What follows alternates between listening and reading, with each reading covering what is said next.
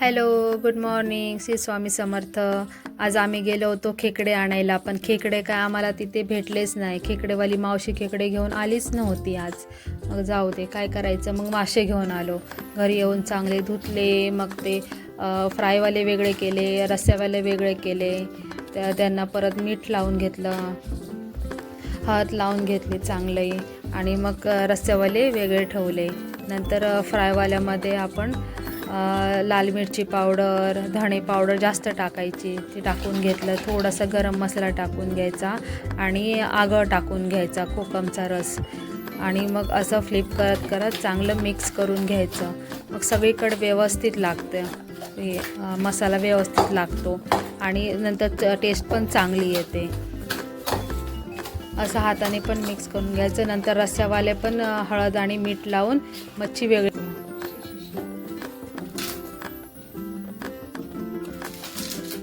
इथे नंतर आपल्याला हिरवं वाटण बनवायचं आहे. त्यासाठी आपण कोथिंबीर, आलं, लसूण आणि हिरवी मिरची, थोडंसं मीठ टाकून आणि पाणी टाकून एकदम बारीक पेस्ट करून घ्यायची त्याची, आणि ती थोडी आपल्या फ्रायच्या माशांसाठी टाकायची थोडी,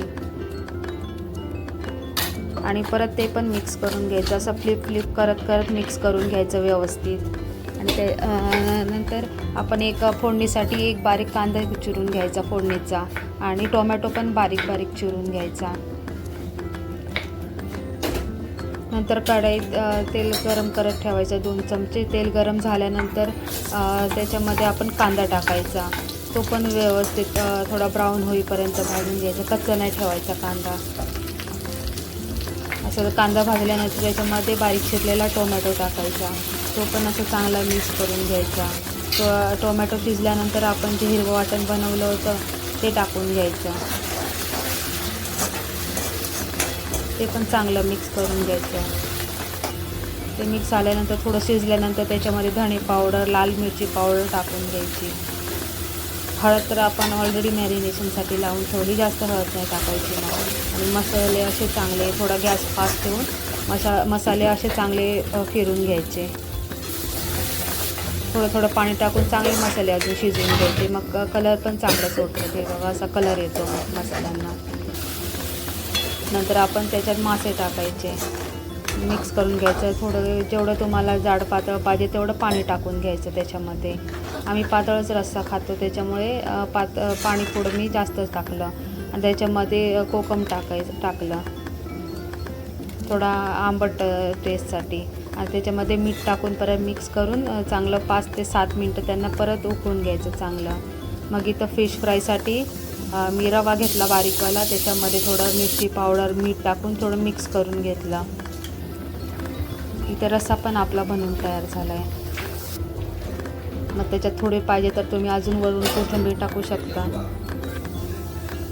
नंतर तव्यावरती तेल गरम करायचं. तेल जास्त चांगलं गरम झालं ना, मग मासे त्याच्यामध्ये टाकायचे. मग हे बघा, माशांना असं रवा लावून घ्यायचा चांगला. जास्त नाही रवा लावायचा त्यांना, की जेवढा लागतो ना तेवढाच लावायचा, आणि झटकून घ्यायचा मासा आणि मग तव्यावरती सोडायचा.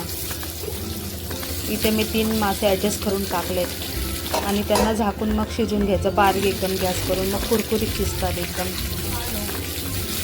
असं आलटून पालटून चांगलं शिजवून घ्यायचं माशांना. इथं हे छोटे छोटे मासे होते म्हणून मी तुकडे करून नाही घेतले, नाहीतर मोठं असतं की मग मी पीस करून घेते त्यांचे. तर शिजवून घ्यायचं. असे साईडला मासे काढून घ्यायचे शिजल्यानंतर. मग जे एक्स्ट्रा ऑइल असतं ना ते त्यातून निघून जातं. मग अशा पद्धतीने सगळे मी मासे तळून घेतले. मग इथे मध्ये मी पिकूला स्कूलमध्ये पण आणायला गेले होते. पाऊस पडत होता बाहेर, पावसाचं वातावरण खूप छान झालं होतं. आणि इथं पिकू पण माझं खूप असं त्याला पावसात भिजावं असं वाटत होतं. तेव्हा किती मस्त चालली त्याची. चला तर मग बाय, सबस्क्राईब करा.